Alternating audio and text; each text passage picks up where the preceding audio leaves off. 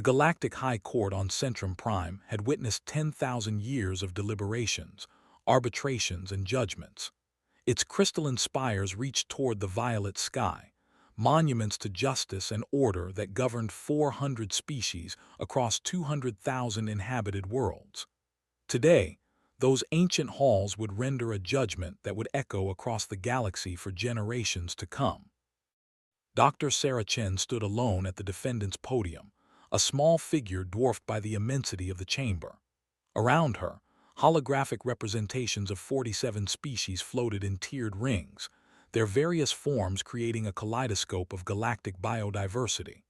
Some were crystalline, others gaseous, still others purely energy-based consciousnesses inhabiting mechanical shells. Behind each representative sat thousands more, connected via quantum link, bearing witness to this historic moment. Sarah had been Earth's chief ambassador for 12 years. She had spent those years building relationships, negotiating trade agreements, and patiently explaining human culture to species who found it alternately fascinating and terrifying. She was 53 years old, her hair showing distinguished streaks of gray, her dark eyes sharp with intelligence. She had been a professor of xenological law before accepting this position, and she had genuinely believed that reason and evidence could bridge any gap between species. That belief had died approximately 6 hours ago, when she realized the verdict was inevitable. High Arbiter Zelthon presided over the tribunal from the apex of the chamber. The Vaxil were a proud species, tall and angular, with chitinous plates that refracted light in prismatic patterns. They had been spacefaring for 8,000 years and considered themselves the galaxy's natural diplomatic leaders. Zelthon's voice resonated through the chamber with the authority of ages. "The court has reviewed the evidence presented over these past months," Zelthon intoned. "We have considered testimony from 217 species, examined historical records spanning humanity's entire documented existence, and consulted with the galaxy's foremost experts in evolutionary biology, sociology, and threat assessment." Sarah remained perfectly still. She had learned over the years that humans moved too quickly for most species' comfort. Every gesture was amplified, every expression scrutinized. So she stood motionless, her face carefully neutral, while her mind raced through scenarios and contingencies. "The facts are indisputable," Zelthon continued. "Earth is classified as a Class 12 Deathworld, the highest danger classification in galactic taxonomy. Its gravity is 40% above galactic average. Its atmospheric oxygen content is toxic to most species. Its biosphere contains millions of species evolved for predation, competition, and survival under extreme conditions." The holographic displays shifted, showing images of Earth, lions stalking prey, sharks circling in dark water, humans climbing mountains, diving into oceans, exploring volcanic regions. To species from gentler worlds, these images looked like footage from nightmare dimensions. "Humanity evolved as persistence predators on this world," Zelthon said. "Their psychology reflects this origin. They form pack bonds not only with their own kind but with other species, a trait unprecedented in galactic history. They possess pattern recognition capabilities that border on prescience. Their capacity for strategic thinking and creative problem-solving exceeds any known species by multiple standard deviations." Sarah had heard all this before. The prosecution had been thorough, presenting humanity's achievements as evidence of dangerousness. Every human virtue had been reframed as a threat. Their adaptability became aggressive expansion potential. Their curiosity became destabilizing innovation tendency. Their emotional capacity became unpredictable decision-making patterns. "The statistical models are conclusive." Zelthon's voice carried a note of what might have been regret, though Sarah had learned that Vaxil emotional expressions were difficult for humans to read. "Within 500 years, human economic activity will dominate 83% of galactic trade. Within 1,000 years, human cultural influence will render 40% of current galactic languages extinct. Within 2,000 years, humanity will control sufficient military resources to challenge the combined forces of the Galactic Council. A murmur rippled through the assembly. Some species had submitted their testimonies reluctantly, swayed by the weight of data. Others, like the Vaxil, had championed this prosecution from the beginning. They looked at humanity and saw their own obsolescence approaching. This court was not established to judge whether species are good or evil, Zelthon said. We exist to maintain galactic stability and protect biodiversity. The evidence demonstrates that humanity, through no fault of its own, represents an existential threat to that mission. Earth's biosphere has created the most successful apex predator species in known history. Left unchecked, humanity will not conquer the galaxy through malice, but through simple competitive superiority. Sarah's hands, hidden from view by the podium, clenched into fists. She thought of Earth, of blue oceans and green continents, of 8 billion people who had no idea their fate was being decided in a crystalline hall 90 light-years away. She thought of children playing in parks, artists creating beauty, scientists pushing the boundaries of knowledge, ordinary people living ordinary lives. All of them condemned not for what they had done, but for what they might become. Therefore, Zelthon pronounced, this court rules that Earth constitutes a Class 5 existential threat to galactic biodiversity. The sentence is as follows. All human populations must evacuate Earth within 10 standard cycles. Following evacuation, the planet will undergo complete biological sterilization. Humanity will be resettled on designated worlds under Galactic Council supervision, with population controls and technological limitations to ensure they cannot achieve dominance in any single sector. The chamber erupted. Some species cheered, relief washing over them. Others sat in stunned silence, unable to believe the severity of the sentence. A few representatives from species who had worked closely with humans registered protests that were immediately drowned out by the majority. Sarah closed her eyes for just a moment. In that moment, she allowed herself to feel the full weight of what had just happened. The Galactic Council had just ordered the extinction of humanity as a free species. They would be scattered, controlled, limited, prevented from ever reaching their potential. Earth, the cradle of human civilization, would be rendered lifeless. Then she opened her eyes, and Sarah Chen, the grieving human, vanished, replaced by Sarah Chen, the strategist.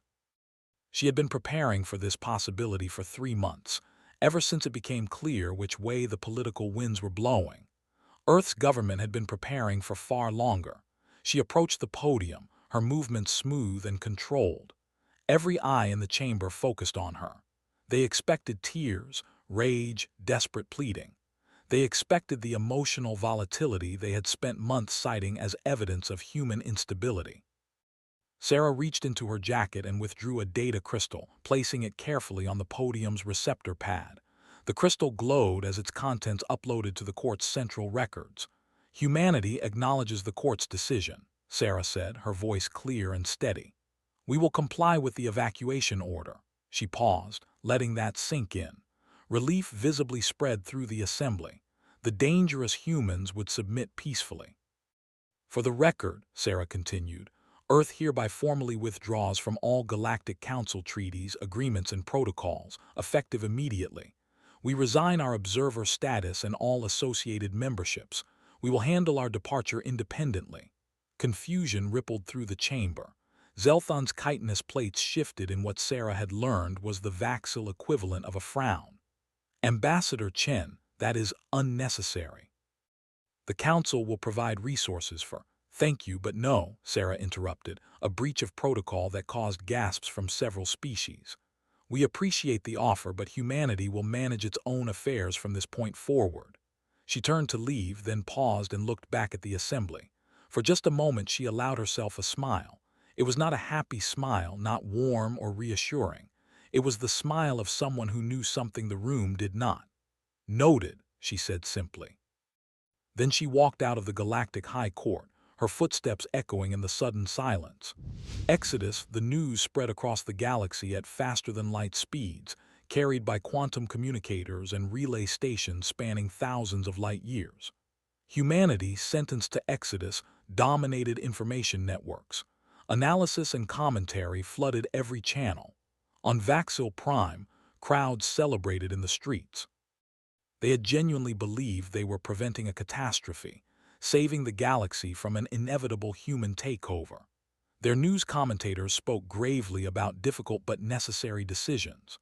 On the trading world of Mercantes IX, markets surged.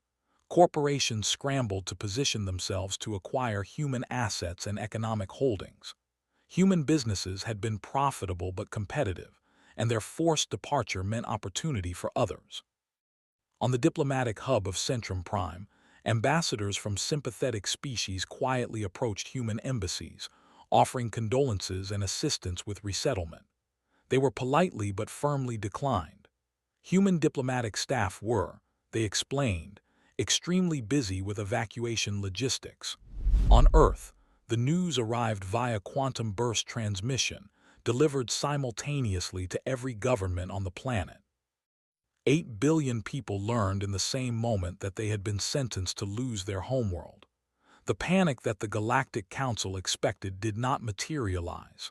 Instead, with a coordination that should have terrified any observers paying close attention, humanity enacted Protocol Exodus. Protocol Exodus had been developed over decades by Earth's deep strategic planning divisions, groups of military theorists, sociologists, and game theorists who spent their careers thinking about low-probability, high-impact scenarios. What if the galaxy turned against us? Had always seemed paranoid, but humans had learned through painful history that paranoia sometimes kept you alive. Transport ships began arriving in orbit within hours. These were not hastily assembled refugee vessels but purpose-built colony carriers that had been under construction in hidden shipyards throughout the outer solar system. They had been called expansion infrastructure in budget reports, but their true purpose had always been contingency. On the surface, the evacuation began with military precision. Cities were sectioned into districts, each with assigned departure schedules. But this was not a desperate flight. Humans were not running. They were relocating. Entire research facilities were dismantled and packed, every piece of equipment cataloged and loaded. Universities shipped their libraries, their laboratories, their accumulated knowledge. Museums carefully crated artifacts spanning human history from stone tools to quantum processors. Art galleries packed paintings, sculptures, and cultural treasures. Genetic banks secured samples from millions of species, seeds from every plant, embryos from every animal. Earth was not being abandoned. It was being emptied. On the 47 human colony worlds scattered across Council space, similar activities accelerated. Construction projects that had been moving at normal pace suddenly shifted into emergency priority. When curious alien neighbors inquired, human administrators smiled politely and explained they were expanding infrastructure to accommodate refugees from Earth. The scale of construction seemed excessive for refugee housing, but humans had always been paranoid about living space. Their Deathworld origins made them uncomfortable with the efficient high-density habitats most species preferred. If they wanted to build sprawling facilities, who would question it? Beneath the surface of New Terra, humanity's largest colony, excavation projects reached new depths. Massive underground complexes took shape, their purpose unclear to the Zalvian geological survey teams who sold humans the drilling equipment. The Zalvians assumed humans were building shelter from the local stars' occasional radiation flares. They had no reason to suspect otherwise. In orbit of New Terra, construction platforms assembled structures of unprecedented scale. Human engineers worked in 20-hour shifts, their Deathworld endurance allowing them to maintain pace that would hospitalize most species. When asked what they were building, the humans said, expanded orbital infrastructure for increased population density.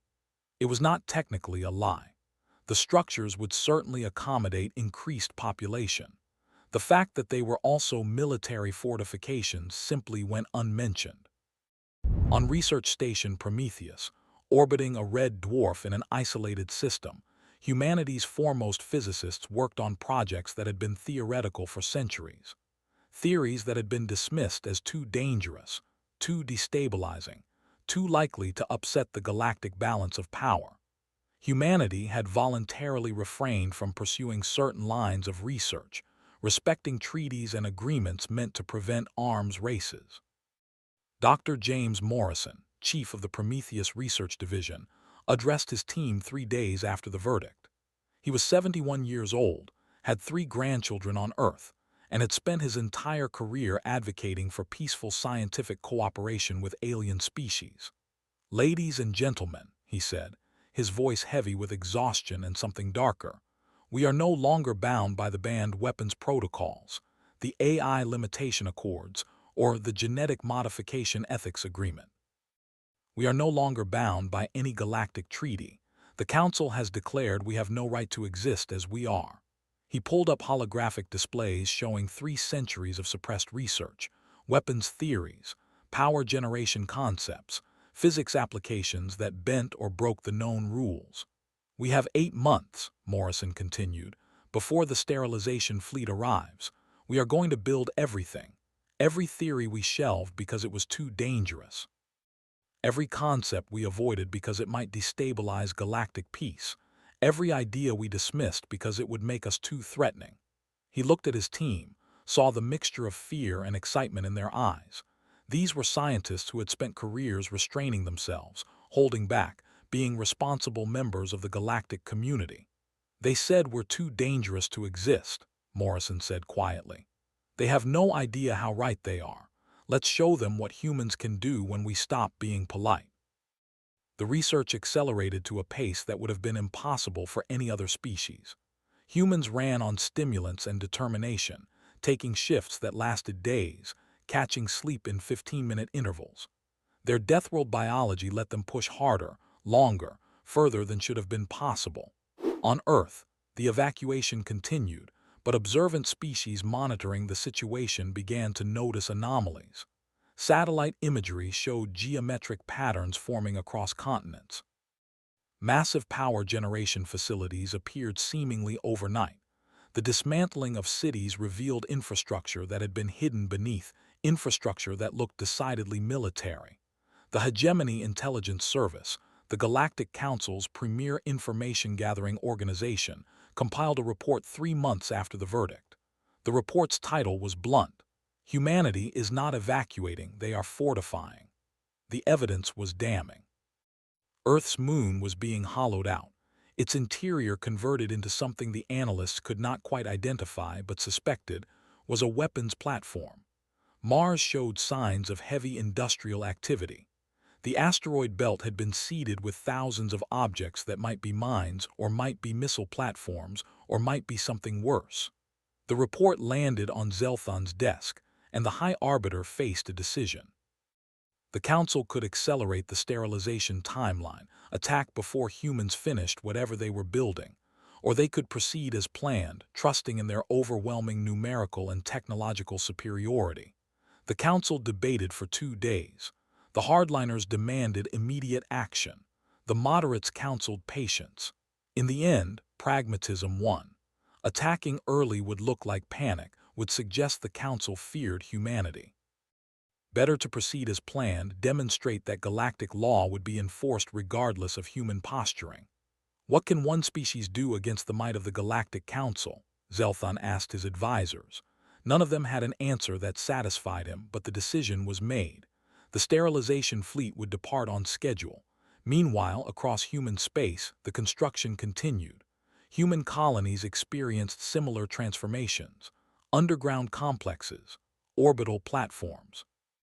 Weapons that existed only in theoretical papers suddenly taking physical form. And strangest of all, to the few alien observers who noticed, humans were smiling. They worked with manic energy, and they seemed not frightened but excited. They seemed almost eager for what was coming. The arrival 8 months after the verdict, the sterilization fleet entered the Sol system. It was the largest peaceful armada ever assembled, 847 ships from 40 species, carrying enough firepower to crack a planet's crust and purge its atmosphere of all biological material. They were here to do something terrible but, as they had been repeatedly assured, necessary. High Admiral Corvin commanded the fleet from the bridge of the righteous necessity, a Vaxil dreadnought 3 kilometers long. Corvin was a decorated officer, veteran of the Cluster Wars and the Rift pacification. He had seen combat, had made hard decisions, had done things that haunted his quiet moments, but he had always fought for just causes, always believed in the mission. This mission troubled him. He had reviewed the evidence, understood the logic, accepted the necessity, but ordering the death of a world still felt like murder, regardless of how many legal justifications wrapped around it. "Sir, we're approaching the heliopause," his sensor officer reported. "Preparing to drop out of FTL." Corvin nodded. "All ships, battle stations. This is not an invasion, but we will not be caught unprepared. Once we secure the system, we will give any remaining humans a final opportunity to evacuate before commencing sterilization operations." The fleet dropped out of faster-than-light travel at the edge of Earth's solar system. For a moment, there was only the familiar silence of real space, the distant sun a bright point ahead, the planets spread across the system in their ancient orbits. Then every alarm on every ship began screaming. "Sir," the sensor officer's voice cracked with stress, "detecting massive weapon signatures throughout the system. Earth's moon has been converted into a fortified station. Mars has orbital defense platforms. The asteroid belt is showing thousands of active weapon systems. Jupiter's moons are armed. Saturn's rings contain minefields. Earth itself has a 3-layer defensive grid." Corvin stared at the displays, watching threat indicators multiply across his screens. "This is impossible. They had 8 months. "Admiral," his weapons officer spoke carefully, "these are not just defenses. These are weapons we don't recognize. Power signatures that violate known physics. Energy shield configurations using theories that shouldn't work." Another officer pulled up long-range scans of Earth. The planet sat at the center of a constellation of defensive platforms, each one bristling with weapons. The moon glowed with barely contained energy. In orbit, structures the size of cities rotated slowly, their purpose unclear but their threat level unmistakable. "Get me a communication channel," Corvin ordered. "All frequencies. I want to speak with whoever is in charge down there." The channel opened. For a moment, there was only static. Then every screen on every ship in the fleet displayed the same image: Dr. Sarah Chen standing on Earth's surface with the planet's blue sky behind her. She looked exactly as she had 8 months ago in the Galactic High Court, calm, composed, utterly in control. "Hello, Admiral Corvin," she said, her voice pleasant, almost friendly. "Welcome to the Sol system. We've been expecting you." Corvin gathered his composure. "Dr. Chen, I am here under orders from the Galactic High Court to enforce the sterilization judgment. I urge you to stand down your defenses and allow any remaining humans to evacuate peacefully." Sarah smiled. It was the same smile she had given the court 8 months ago, and it made Corvin's chitinous plates ache with sudden tension. "Admiral, I appreciate that you're following orders. I understand you're here to sterilize our homeworld, as mandated by the court. We understand completely. But before you proceed, I want to ensure you understand exactly what you're about to do." She began walking, and the camera followed her. Behind her, Corvin could see what looked like a command center, filled with humans working at stations, coordinating the defense of their world. "8 months ago, your court told us we were too dangerous to exist. You said our homeworld made us threats to galactic peace. You said our biology, our psychology, our very nature was incompatible with galactic civilization. You said we needed to be removed for everyone's safety." Sarah's voice remained conversational, as if discussing weather or trade policy. "So we thought about that, Admiral. We really did. And you know what? You were right. Earth did make us dangerous. Our high gravity made us physically strong. Our predators made us clever and cautious. Our diseases made us resilient. Our tribal history made us strategic thinkers. We are absolutely products of our Deathworld. That part of your analysis was completely accurate." She stopped walking, turned to face the camera directly. "But here's what you didn't understand. All those treaties you made us sign when we joined the galactic community, the weapons bans, the AI limitations, the genetic modification restrictions, those weren't for our protection, Admiral. They were for yours. We signed them willingly because we knew what we were capable of. We limited ourselves because we wanted to be good neighbors. We rounded our sharp edges because we genuinely wanted to coexist peacefully. Her expression hardened. When you ordered our extinction, we resigned from those treaties. You declared we had no right to exist in your galaxy, so we stopped playing by your rules. For 8 months, Admiral, we've been building. Not running, not hiding. Building. Using every theory you said was too dangerous, every weapon you banned, every technology you deemed too destabilizing. We've had 300 years of ideas we never pursued because we were trying to be responsible galactic citizens. She spread her hands. You took away our reason to be responsible. Corvin's tactical officer pulled up threat assessments. The numbers were catastrophic. Admiral, they can destroy 60 to 70% of the fleet before we achieve firing solutions on the planet. And that's assuming their capabilities match what we can scan. We have to assume they have hidden assets. Sarah's voice continued from the speakers. Admiral, your fleet represents 40 species and the might of the Galactic Council. Behind you are thousands of worlds and trillions of beings. You have planet killers and world breakers. You have the full support of galactic civilization. She paused, let that sink in. And you know what? If you attack, you might even win. You might crack Earth's crust. You might burn our atmosphere. You might kill every human in this system. Another pause, longer this time. But you won't all make it home, Admiral. And whatever survives of humanity, across our 47 colonies, across the hidden stations you don't know about, across the deep space facilities we've been building in secret for decades, will be coming for you. Not in a century, not when we've healed and rebuilt. Immediately. And we won't be the friendly traders you knew.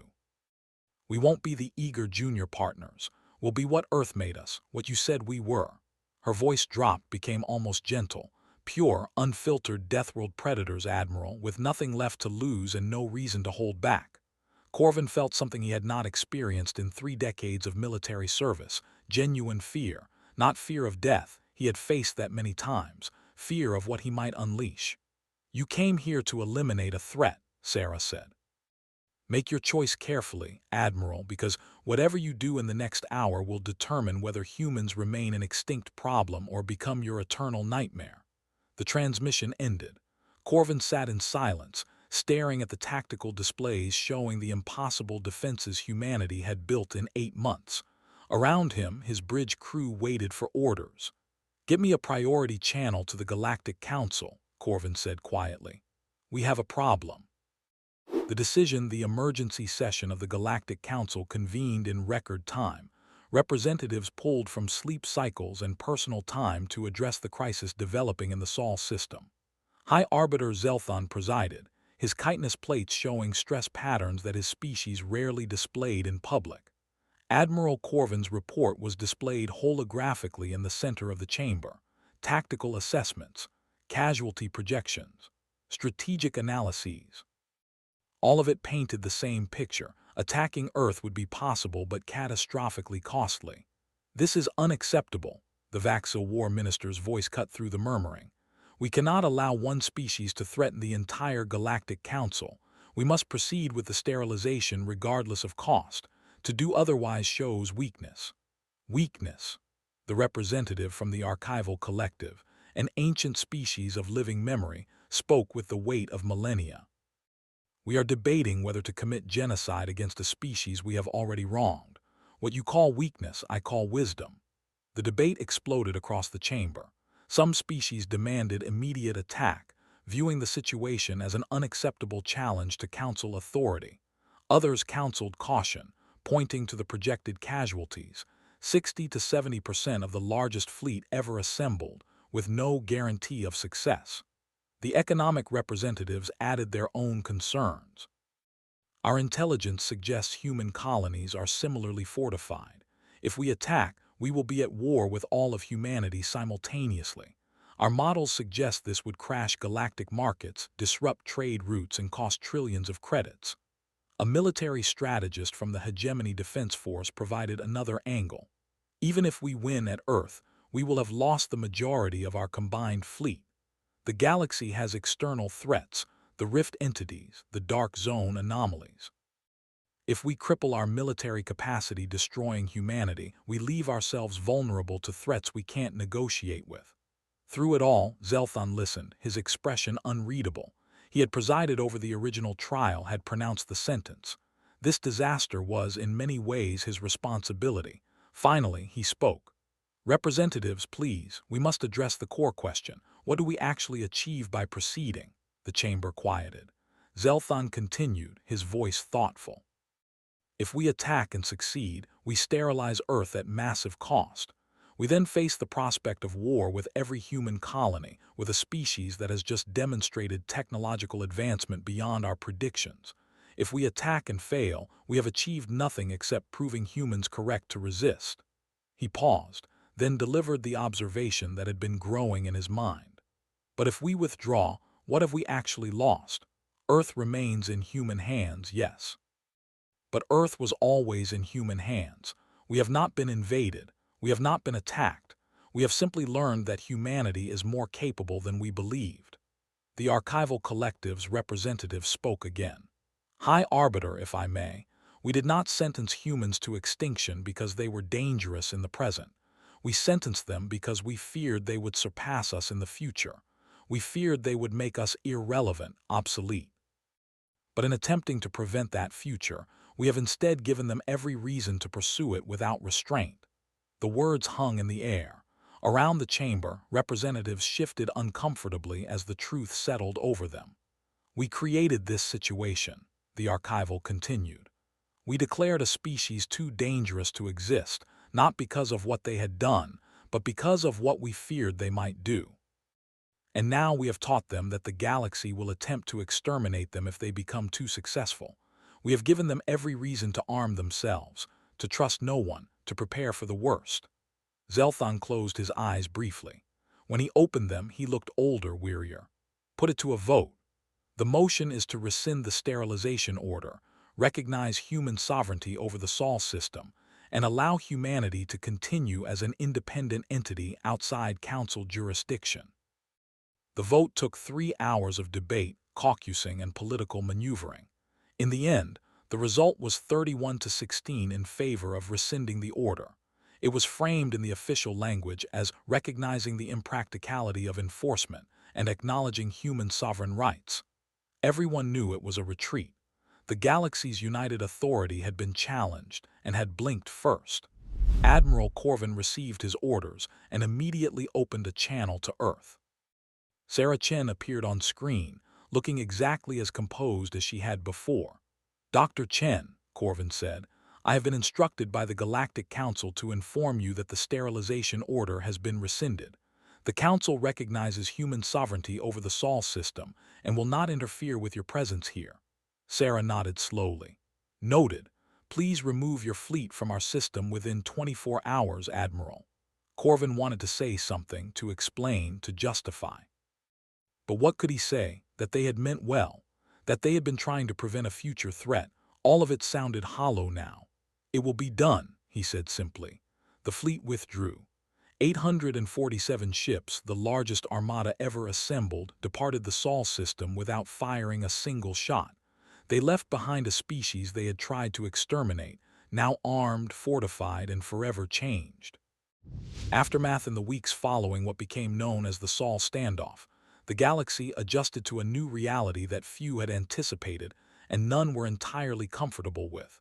Humanity did not rejoin the Galactic Council. Human ambassadors maintained embassies on major worlds but operated with careful distance. Trade continued but on new terms. Humans were no longer eager junior partners, grateful for acceptance. They were cautious, powerful entities conducting business at arm's length. The Sol system became neutral territory by unspoken agreement. No warships were allowed within 10 light-years without explicit permission. Human merchant vessels traveled freely through galactic space, but now they traveled with armed escorts and made it clear they would defend themselves if threatened. Human colonies across the galaxy completed their construction projects. When Council inspectors requested permission to verify the nature of these facilities, they were politely refused. "We are no longer bound by galactic inspection protocols," human administrators explained. "We resigned from those treaties. The weapons systems humanity had built remained in place. Earth's moon continued to orbit as a fortified station. Mars maintained its defensive platforms. The defenses that had taken 8 months to build stayed operational, a constant reminder of what humans were capable of when threatened. 3 months after the Sol standoff, the Galactic Council quietly approached Earth about re-signing various treaties, particularly those related to banned weapons and AI research. The request was delivered through diplomatic channels to Sarah Chen, who had become humanity's de facto representative for Council relations despite no longer holding an official position. Her response was brief. "We'll consider it. When we're ready. When we trust you again." The trust, everyone understood, would be a long time coming.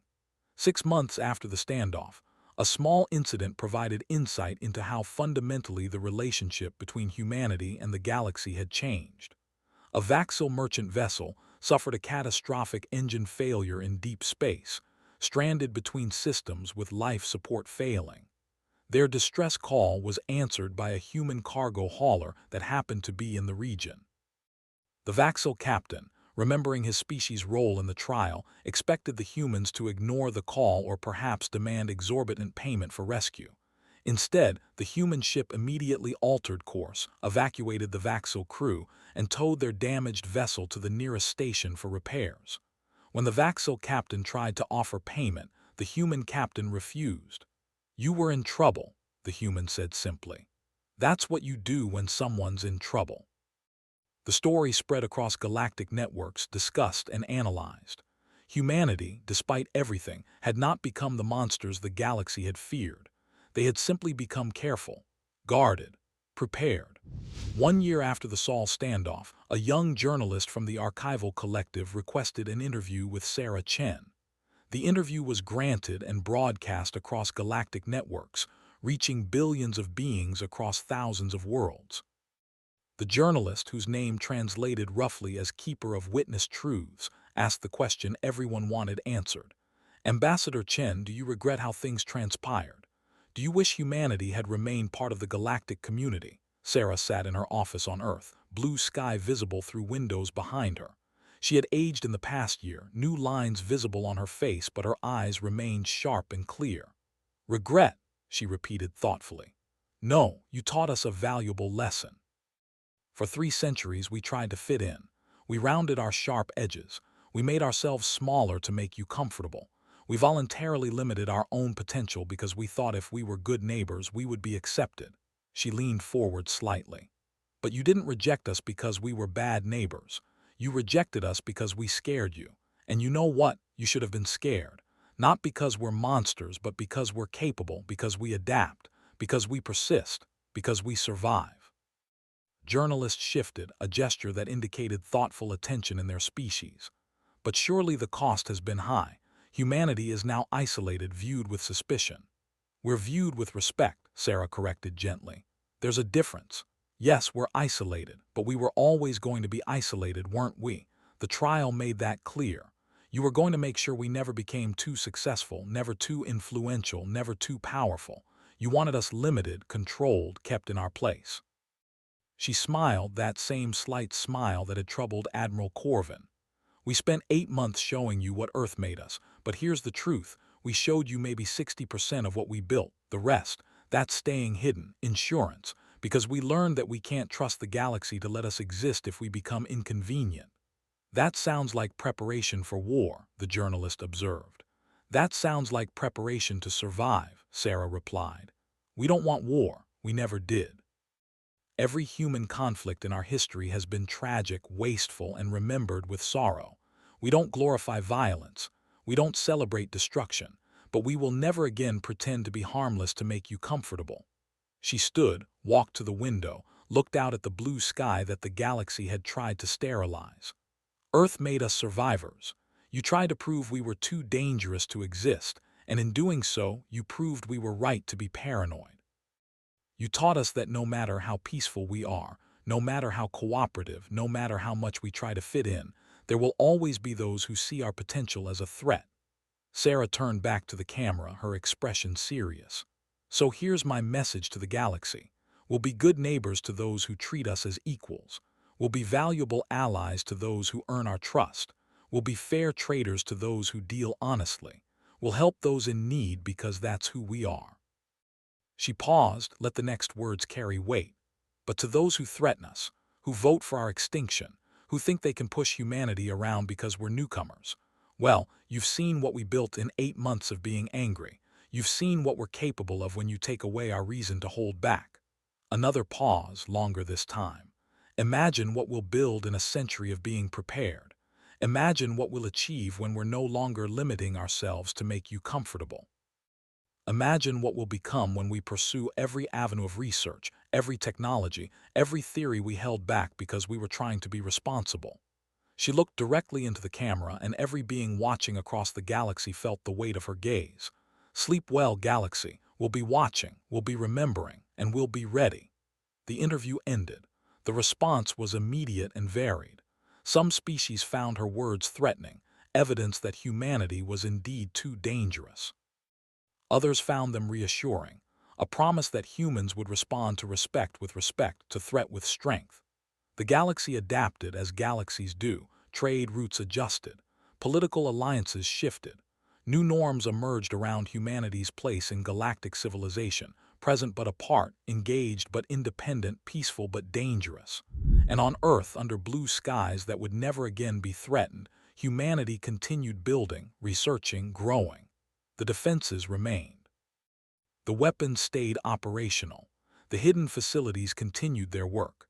But alongside the weapons, humanity built art and music. They wrote poetry and philosophy. They raised children who played in parks and dreamed of distant stars. They had learned a terrible lesson, but they had not let it make them terrible. 5 years after the Sol standoff, a new crisis emerged that would test the fragile new balance. The rift entities, strange beings from a parallel dimension that had been a theoretical threat for millennia, suddenly manifested in force near the galactic rim. 3 colonies were destroyed before the Council could mobilize a response. The Hegemony Defense Force assembled a fleet, but their losses during the political reorganization following the Sol standoff had left them weakened. They had ships, but not enough. They had weapons, but the rift entities didn't respond to conventional firepower. The call for assistance went out across the galaxy. Most species contributed what they could, but it was not enough. The rift entities were spreading, consuming systems, and projections suggested they would reach core worlds within a year. The Council debated for 3 days before someone finally suggested the obvious: ask humanity for help. The suggestion was met with immediate resistance. "They'll refuse out of spite," some argued. "They'll demand concessions we can't give," others worried. "They'll use this as leverage to dominate us," the cynics claimed. But desperation makes politicians pragmatic. The request was drafted carefully, acknowledging past mistakes, asking rather than demanding, offering fair compensation for assistance. Sarah Chen received the message in her office on Earth. She read it 3 times, then sat back and looked out at the sky. So many thoughts ran through her mind. The part of her that had stood in the Galactic High Court 5 years ago wanted to refuse, wanted to let them face the consequences of their choices. But that wasn't who humans were.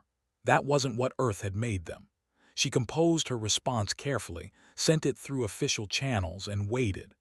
2 days later, human ships appeared at the front lines. Not a token force, not the minimum required to claim they had helped.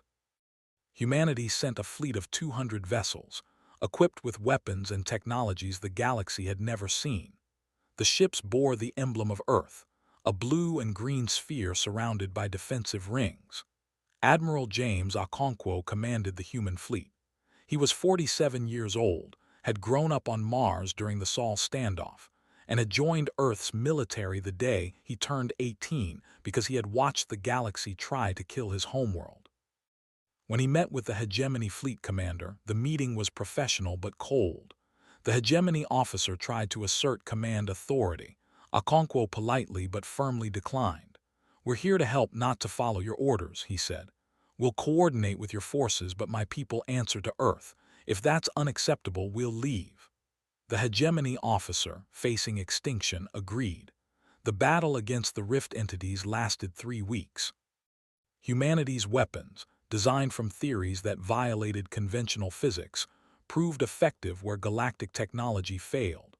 Human tactical flexibility, the creativity born of a Deathworld where adaptation meant survival, found solutions to problems that had stumped Council strategists. When the rift was finally sealed and the entities driven back, the galaxy had lost 17 colonies and billions of lives. But they had not lost everything, and a significant part of that survival was due to human intervention. Admiral Okonkwo prepared his fleet to depart the day after the battle ended. The hegemony commander approached him one final time. "Why?" the commander asked. "After everything we did to your people, why did you come?" Okonkwo looked at him with an expression that mixed pity and something harder. "Because people were dying. Because it was the right thing to do. Because that's what humans do, we help when we can." He paused, then added quietly, "But don't mistake kindness for weakness. Don't mistake assistance for forgiveness. We came because lives were at stake, not because we've forgotten what you did.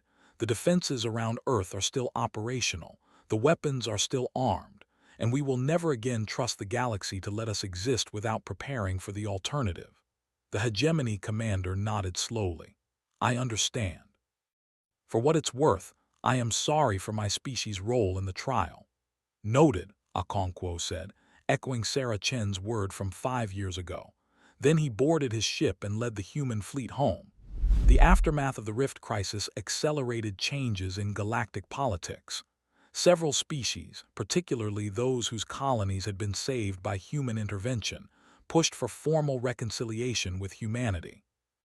Others remained suspicious, viewing human military capability as confirmed threat rather than proven ally. A compromise emerged. Humanity would be offered associated status with the Galactic Council, independent but with formal channels for cooperation, trade, and mutual defense. Not membership, but partnership. Sarah Chen, now 62 years old and officially retired from diplomatic service but still humanity's de facto voice, reviewed the proposal. She consulted with Earth's government, with the colonial administrations, with military commanders and civilian leaders. The debate was fierce, passionate, and ultimately healthy. In the end, humanity accepted the associated status, but with conditions. The Sol system remained sovereign territory with absolute human authority. Human colonies would self-govern without council interference. Humanity retained the right to maintain their current defensive posture and weapon systems. And critically, any future disputes would be resolved through negotiation between equals, not through council decree. The galaxy agreed. They had little choice. Humanity had proven they were neither the helpless victims the council had tried to make them, nor the conquering threat some had feared. They were simply another species with strengths and weaknesses, willing to cooperate but prepared to defend themselves. 10 years after the Sol standoff, a memorial was erected on Earth, visible from orbit. It listed the names of every human who had died in the 8 months of desperate construction that had saved their species. Scientists who had worked themselves to collapse, engineers who had taken risks with experimental technology, construction workers who had died in industrial accidents during the rush building program. All told, more than 8,000 names. The memorial's inscription was simple. They built walls so others could live in peace. They worked without rest so their children could sleep safely. They remembered what we were and they prepared for what we might need to become. We will never forget. Beside the memorial, facing outward toward the galaxy, stood another monument. This one bore no names, only a simple statement carved in 100 languages. To those who would threaten Earth, we tried peace. We chose cooperation. We sought acceptance. You rejected us. Remember what happened next. Remember what we built when you forced our hand. And know that we are always watching, always ready, and we never forget. Sarah Chen attended the memorial dedication ceremony. She was 72 now, her hair completely gray, her movements slower but her mind still sharp. She stood before the gathered crowd, thousands in person, billions watching via broadcast, and gave what would be her final public address. "We are not the species we were 20 years ago," she said, her voice carrying across the memorial grounds. "The trial changed us, not into monsters, not into conquerors, but into something more careful, more aware, more prepared. She looked up at the stars becoming visible in Earth's evening sky.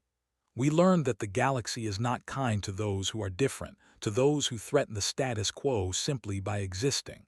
We learned that being peaceful doesn't guarantee others will treat you peacefully. We learned that sometimes survival requires showing your teeth, even if you never want to use them. She paused, collecting her thoughts. But we also learned who we are. When faced with extinction, we didn't become cruel. When given every reason to hate, we chose to remember why we wanted peace in the first place. When we built weapons capable of terrible destruction, we also built parks and schools and art galleries. Because that's what Earth made us. Survivors, yes, but survivors who still dream of better things. Her voice grew stronger. Let the galaxy remember the Sol standoff however they choose. Let them remember humanity as the species that defied them, that forced them to back down. But let us remember it differently. Let us remember it as the moment we stopped apologizing for what we are. The moment we stopped making ourselves smaller to fit someone else's comfort. The moment we decided that survival was not negotiable. She looked directly at the nearest camera, knowing her words would reach across the galaxy. We did not ask to be judged. We did not ask to be sentenced to extinction. But when we showed the galaxy what humans do when pushed to the edge. We survive, we adapt, we build, and we never ever give up. Sarah stepped back from the podium. The crowd stood in silence for a moment, then began to applaud. It started slowly, then built into a wave of sound that echoed across the memorial grounds and through the broadcast networks, reaching human colonies across the galaxy. It was not triumphant applause, not celebration of victory. It was acknowledgement, recognition, a collective understanding of what they had been through and who they had become. That night, Sarah sat in her home overlooking the Pacific Ocean. The memorial's lights were visible in the distance, a gentle glow against the darkness. She thought about the girl she had been, growing up in a world that had just learned it was not alone in the universe. She thought about the woman she had become, standing in a galactic court and hearing her species sentenced to death. She thought about the years that followed, the fear and determination and desperate hope. She thought about Admiral Corvin, who had followed his orders but had the wisdom to question them. She thought about Zelthon, who had pronounced sentence but had also had the courage to reverse it. She thought about the thousands of humans who had built defenses, who had worked without rest, who had given everything to save their world. And she thought about the future, about children growing up on Earth and Mars and 47 colonies across the stars, about scientists still pursuing theories that push the boundaries of physics, about artists creating beauty because beauty mattered, about ordinary people living ordinary lives, unaware of how close they had come to losing everything. The galaxy had tried to eliminate humanity because they were too dangerous to exist. Instead, they had taught humanity exactly how dangerous they needed to be. But they had also, inadvertently, reinforced why humanity chose to be more than just dangerous. Sarah raised a glass of wine to the distant stars, to the galaxy that had rejected them, to the humans who had saved them, and to the future that remained uncertain but possible. Noted, she whispered to the night sky and smiled.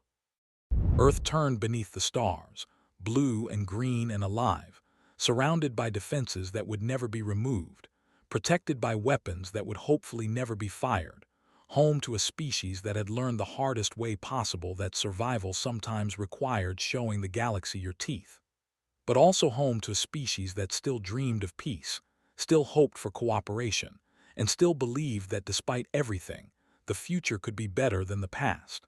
The Sol standoff had ended without a shot fired, but its echoes would reverberate through galactic history for generations to come, a reminder that judging species by their potential rather than their actions was a dangerous game, and that sometimes the species you try to eliminate becomes the one you most need to survive. Humanity had been forged in Earth's crucible, tested in the galaxy's fire, and emerged as something the Council had never anticipated, not conquerors, not victims, but equals who would never again accept anything less. And in the darkness between stars, in hidden facilities and secret research stations, humanity continued to build, to prepare, to remember. Not for conquest, not for revenge, but for the simple certainty that they would never again allow anyone to decide they were too dangerous to exist. The galaxy had given them a verdict. Humanity had given them an answer. Noted.